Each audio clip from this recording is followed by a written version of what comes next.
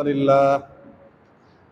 لله نحمده ونستعينه ونستغفره ونعوذ بالله من شرور أنفسنا وسيئات أعمالنا من يهده الله فلا مضل له ومن يضلله فلا هادي له وأشهد أن لا إله إلا الله وحده لا شريك له وأشهد أن محمدا عبده ورسوله اللهم صل على محمد وعلى آل محمد كما صليت على إبراهيم وعلى آل إبراهيم إنك حميد مجيد اللهم بارك على محمد وعلى آل محمد كما باركت على إبراهيم وعلى آل إبراهيم إنك حميد مجيد أما بعد فإن خير الحديث كتاب الله وخير الهدي هدي محمد صلى الله عليه وسلم وشر الأمور محدثاتها وكل محدثة بدعة وكل بدعة ضلالة وكل ضلالة في النار أعوذ بالله السميع العليم من الشيطان الرجيم بسم الله الرحمن الرحيم والتين والزيتون وطور سينين وهذا البلد الأمين رب اشرح لي صدري ويسر لي أمري واحلل عقدة من لساني يفقه قولي رب زدني علما رب زدني علما मुख्तसर हम्दो सना और दरूद व सलाम के बाद अल्लाह रब्बुल आलमीन से दुआ है कि कुरान मजीद की जो आयात मुबारका आप अहबाब के सामने तिलावत की है, अल्लाह रब्बुल आलमीन मुझे इनका सही माना और मफ़हूम बयान करने के बाद फिर हम सबको उस पर अमल की भी तौफीक नसीब फरमाए। आयात मुबारका में अल्लाह ताला ने सबसे पहले इंजीर की कसम खाई है। वत्तीनी कसम है इंजीर की, वज़्ज़ैतून और कसम है जैतून की, वतूर सीनीन और कसम है तूरे सैना की, वहादल बलदिल अमीन और कसम है इस अमन वाले शहर की। ये अल्लाह रब्बुल आलमीन ने इंजीर, जैतून, तूरे सैना और इस अमन वाले शहर की कसम उठाई है। अमन वाला शहर कौन सा है? तो इस सिलसिले में मुफस्सिरीन ने 3 मकामात लिखे हैं कि 3 शहर ऐसे हैं जिनको अल्लाह रब्बुल आलमीन ने अमन वाला शहर करार दिया है। पहला शहर वो शहर है जिस शहर में नबी अलैहिस्सलातु वस्सलाम की विलादत हुई और आप अलैहिस्सलातु वस्सलाम उस शहर में नबी बनाकर मबूस हुए, जिस शहर का नाम मक्कतुल मुकर्रमा है। ये पहला मकाम है जिसे अमन वाला करार दिया गया। और दूसरा मकाम वो मकाम है जिस मुकाम पर हजरत मूसा अलैहिस्सलातु वस्सलाम मबऊस हुए, आपको बेसत मिली, और वो मकाम तूरे सैना का मकाम है। तूरे सैना व तूर सीनीन। और एक मकाम पर फरमाया कि वह शजरतन तखरुजु मिन तूर सैना। तूरे सैना वो मकाम है जिस मकाम पर हजरत मूसा अलैहिस्सलातु वस्सलाम मबूस हुए। इस मकाम को भी अमन वाला करार दिया गया है। और तीसरा मकाम वो मकाम है जिस मकाम पर इंजीर और जैतून की काश्त होती है। जहां जैतून की और इंजीर की पैदावार होती है। ये मकाम फलस्तीन के अंदर बैतुल मुक़द्दस के अतराफ अतराफ में है, जहां मस्जिद अक्सा है, बैतुल मुक़द्दस है या दीगर कई मुक़द्दसात वहां मौजूद है। उसके अतराफ के मकामात को ये शर्फ हासिल है कि जिस मकाम पर ये जैतून और इंजीर की काश्त होती है, पैदावार होती है, इस मकाम को भी अमन वाला करार दिया गया है। ये तीसरा मकाम जहां बैतुल मुक़द्दस है या मस्जिद अक्सा है या दीगर कई मुक़द्दसात है, ये मकाम कई एतबार से बड़ी अहमियत का, बड़ी अजमत और शान का हामिल है। एक वजह तो ये है कि रूए ज़मीन पर अल्लाह ताला की इबादत के लिए जो मसाजिद बनाई गई, इसका दूसरा नंबर है बैतुल मुक़द्दस का, मस्जिद अक्सा का। सही बुखारी की हदीस है, हदीस के रावी हजरत अबू ज़र गिफारी रज़ी अल्लाह ताला अन्हु है। फरमाते हैं कि मैंने नबी अलैहिस्सलातु वस्सलाम से पूछा कि अल्लाह ताला की इबादत के लिए जमीन पर सबसे पहला घर कौन सा बना है? सबसे पहला घर अल्लाह की इबादत के लिए कौन सा बनाया गया? आपने फरमाया मस्जिद हराम, जहां बैतुल्लाह है। बैतुल्लाह के अतराफ की इमारत को मस्जिद हराम कहा जाता है। बैतुल्लाह के अतराफ जो इमारत है, जहां नमाज पढ़ी जाती है, उस इमारत को मस्जिद हराम कहा जाता है। पूछा गया दूसरा घर कौन सा बना, दूसरी मस्जिद कौन सी बनाई गई? तो आप अलैहिस्सलातु वस्सलाम ने इरशाद फरमाया दूसरा मकाम मस्जिद अक्सा है।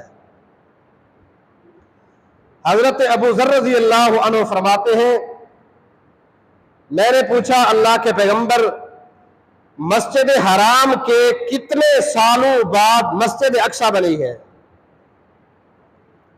मस्जिद हराम के कितने साल बाद मस्जिद अक्सा बनाई गई? तो नबी अलैहिस्सलातु वस्सलाम ने जवाब दिया कि 40 सनतन, 40 साल बाद मस्जिद अक्सा बनाई गई। पहले मस्जिद हराम और उसके 40 साल के बाद मस्जिद अक्सा यानी बैतुल मुक़द्दस की बुनियाद रखी गई।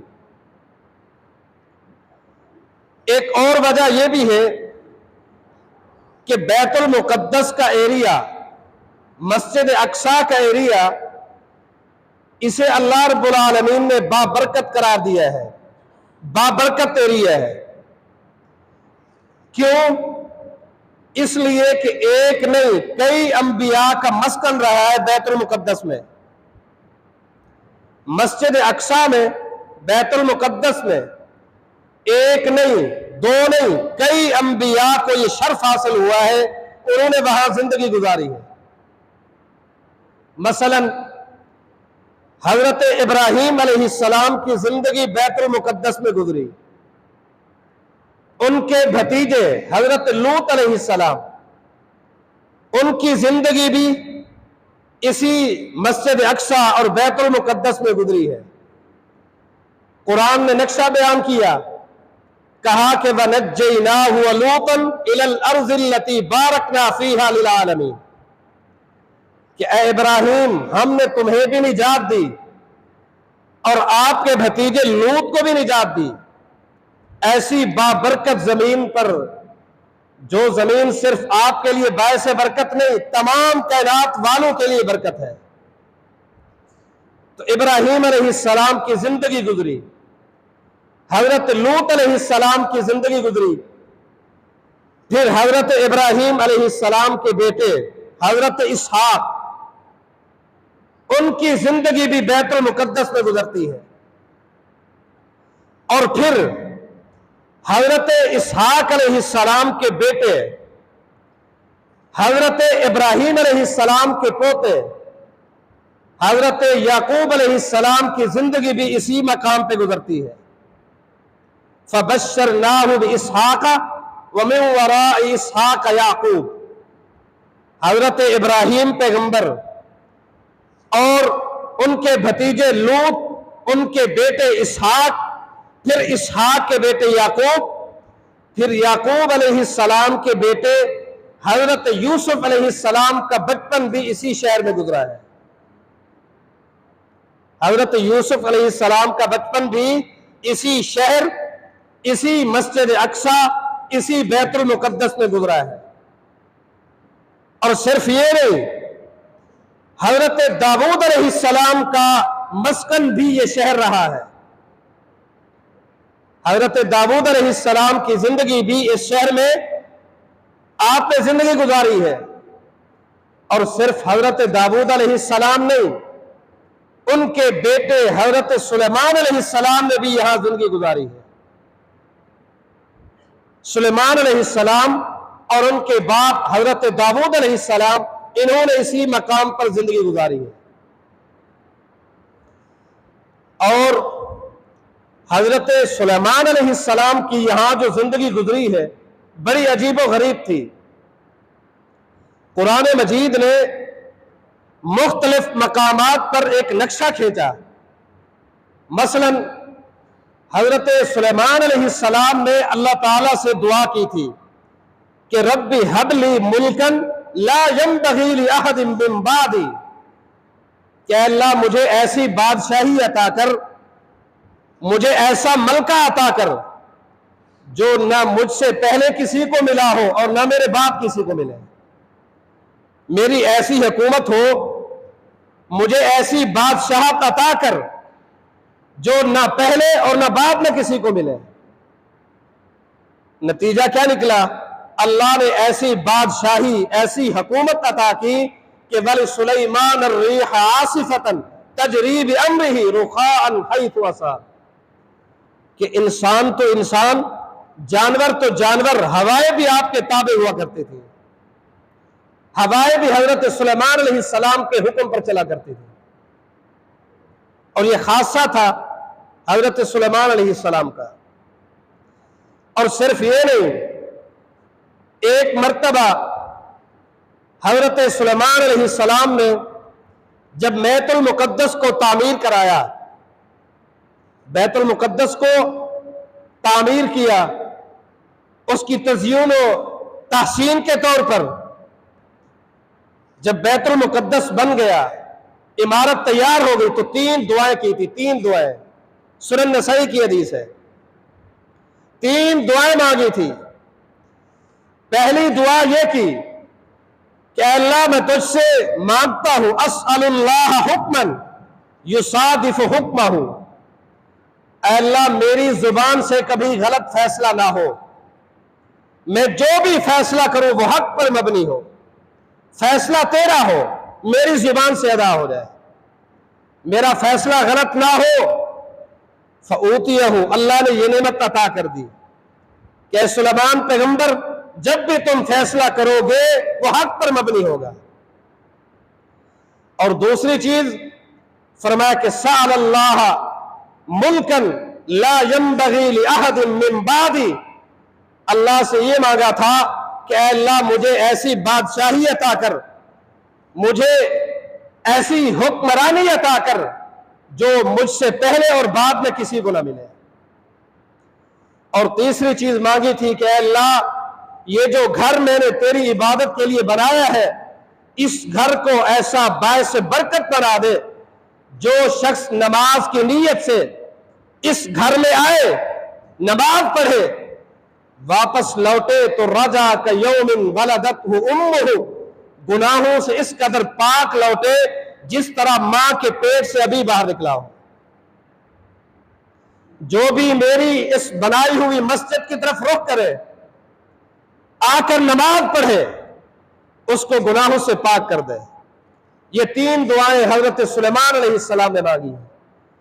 तो बहरहाल ये उनकी दुआएं हैं और बाबरकत क्यों? इसलिए कि ये एक नहीं कई अंबिया का मस्कन रहा है। बाद मुफस्सरीन ने लिखा है कि हजरत ज़करिया अलैहिस्सलाम ने जो दुआ की थी कि रब्बि इन्नी वहनल अज़्मु मिन्नी वश्तअल अर्रअसु शैबा, कि अल्लाह मेरी हड्डियां कमजोर हो गई हैं, मेरा सर कांपता है, मेरे बाल सफेद हो गए, लेकिन वलम अकुम बिदुआइक रब्बि शकिया, अल्लाह मैं तेरी रहमत से ना उम्मीद नहीं हूं, बेटा मांगता हूं, मुझे बेटा चाहिए। तो जिस मकाम पर यह दुआ की थी वो मकाम भी बैतुल मुकद्दस का मकाम है, और अल्लाह ने दुआ कबूल की थी। और सिर्फ कबूल नहीं, बेटे की बशारत मिली, और नाम भी अल्लाह ताला ने बेटे का खुद रखा था। नाम क्या रखा? यहया।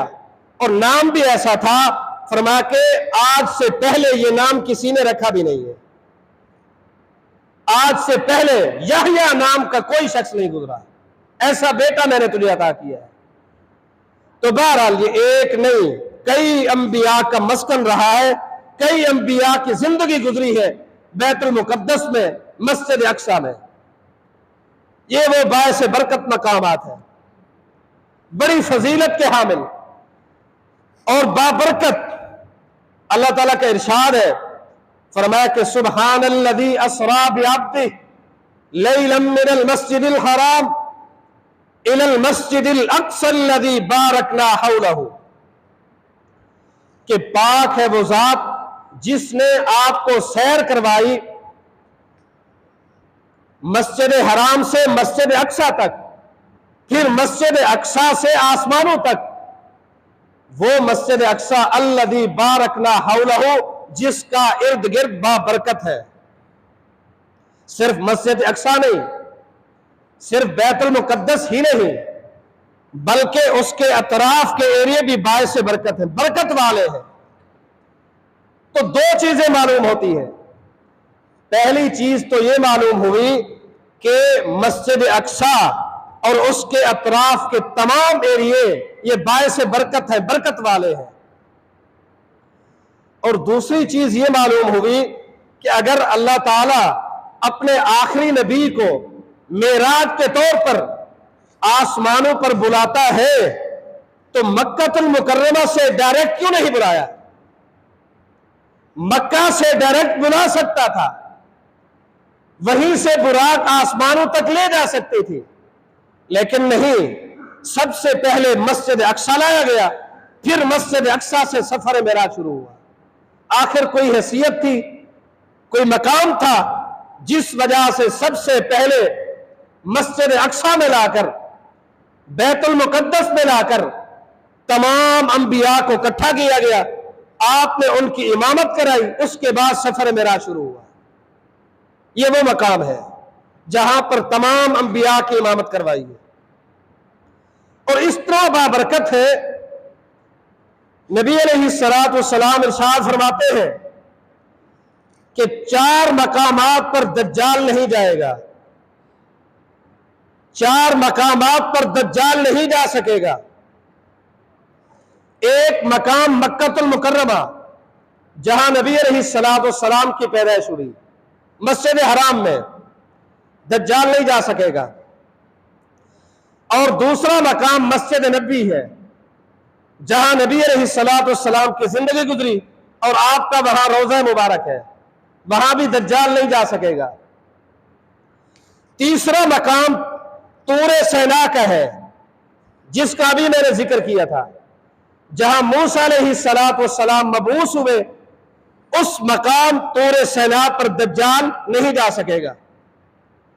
और चौथा मकाम वो मकाम बैतुल मुकद्दस का मस्जिद अक्सा का मकाम है, वहां पर भी दज्जाल नहीं जा सकेगा। दज्जाल नहीं जा सकेगा, बल्कि जब दज्जाल उस इलाके की तरफ रुख करेगा तो फलस्तीन का एक मकाम जिसका नाम बाब लुद है, जहां आजकल इसराइल का एयरपोर्ट भी तैयार हो रहा है, यह शायद हो चुका होगा। बाब लुद इसराइल का एयरपोर्ट है, उस मकाम पर जब दज्जाल पहुंचेगा, ईसा अलैहिस्सलाम उसे कत्ल कर देंगे। ईसा अलैहिस्सलाम जिस मकाम पर दज्जाल को कत्ल करेंगे वो मकाम लुद फलस्तीन में है, बैतुल मुकद्दस से यानी उस पट्टी से थोड़ा आगे है, वहां नहीं आ सकेगा। इससे बड़ी बात क्या हो सकती है कि तारीख में जब से अल्लाह ताला ने सूरज और चांद को या इस सिस्टम को पैदा किया है, इस सिस्टम की पूरी तारीख में कभी कोई ऐसा मौका नहीं मिलता कि जब अल्लाह ताला ने सूरज को रोक लिया हो कि तू रुक जा, आगे नहीं चलना। लेकिन एक मौका मिलता है, एक मौके के अलावा सूरज अपनी ड्यूटी से कभी भी नहीं रुका। नबी अलैहिस्सलाम फरमाते हैं कि इन्न शम्स लम तुहबस इल्ला लियूशा, कि सूरज कभी भी नहीं रुका, अपनी ड्यूटी पे आना जाना चल रहा है, वो कभी भी नहीं रुका। अगर रुका है तो सिर्फ एक बार, और वो कब रुका था? जब यूशा बिन नून ने उसे रोक लिया था। यूशा बिन नून एक नबी गुजरे हैं, हजरत मूसा अलैहिस्सलाम और उनके भाई हजरत हारून, इन दोनों की वफात के बाद, क्योंकि इन दोनों भाइयों ने एक लश्कर तैयार किया, एक जमात तैयार की कि बैतुल मुकद्दस को आजाद कराया जाए। ये कुरान में लिखा है। जब लश्कर चल पड़ा, रास्ते में जाकर ये पूरा लश्कर अड़ गया और कहा इज़हब अंत व रब्बुका फकातिला इन्ना हाहुना काइदून, कि मूसा खुद चले जाओ, अपने रब को ले जाओ, हम नहीं जाएंगे। वहां बड़े ताकतवर कौम और लोग रहते, हम नहीं लड़ सकते, खुद जाओ, अपने रब को ले जाओ, हम नहीं लड़ेंगे। बहरहाल ये नहीं गए, वक्त गुजरता रहा, ये दोनों अंबिया दुनिया से चले जाते हैं, हजरत मूसा और हजरत हारून। इनके बाद अल्लाह ने एक नबी भेजा जिसका नाम यूशा बिन नून है अलैहिस्सलाम। अल्लाह के हुक्म से इन्होंने लश्कर जमात तैयार की और बैतुल मुकद्दस को आजाद कराने के लिए चल पड़े। बैतुल मुकद्दस के करीब थे, जुमे का दिन था, असर का टाइम हो गया। अब उस मजहब में, उस शरीयत में हफ्ते के दिन लड़ाई मना थी, नहीं लड़ते थे। अब शाम हो जाएगी, बैतुल मुकद्दस में दाखिल होते होते शाम हो गई तो गोया कि हफ्ता शुरू हो गया। हफ्ता शुरू हो गया तो हम लड़ नहीं सकेंगे। तो उस वक्त अल्लाह के इस पैगंबर यूशा बिन नून ने सूरज को मुखातिब करके कहा था इन्नकी मामूरतुन व अना मामूरुन, जिसके हुक्म से तू चलता है मैं भी उसी हुक्म से चला हूं, जिसके हुक्म से तू चल रहा है मैं भी उसी के हुक्म से चला हूं। सूरज को मुखातिब होकर कहा। और आगे क्या है? अल्लाहुम्मा हबिसहा अलैना, अल्लाह इसको रोक दे, इसको गुरूब होने से मना कर दे कि ये गुरूब ना हो। गुरूब नहीं होगा, अगला दिन शुरू नहीं होगा, शुरू नहीं होगा, हम उस वक्त तक बैतुल मुकद्दस को फतह कर लेंगे। तो नबी अलैहिस्सलाम फरमाते हैं कि अल्लाह ताला ने सूरज को रोक लिया था, शाम नहीं हुई थी, सूरज गुरूब नहीं हुआ था, जब तक मस्जिद अक्सा बैतुल मुकद्दस आजाद नहीं हुआ था। ये सूरज की तारीख में ये पहला मौका था। नबी अलैहिस्सलाम फरमाते इसके अलावा सूरज कभी भी नहीं रुका। वजह क्या थी, सबब क्या था, वो हम अच्छी तरह जान सकते हैं। बहरहाल ये इतना अजमतों वाला, इतनी शान और बरकत वाला मकाम है, लेकिन आज वो जिन हालात से दो चार है वो हम अच्छी तरह जान सकते हैं, सुनते हैं, समझते हैं। तो जितना हो सके उनके लिए करें, और भी नहीं तो कम से कम दुआएं उनके लिए जरूर करें।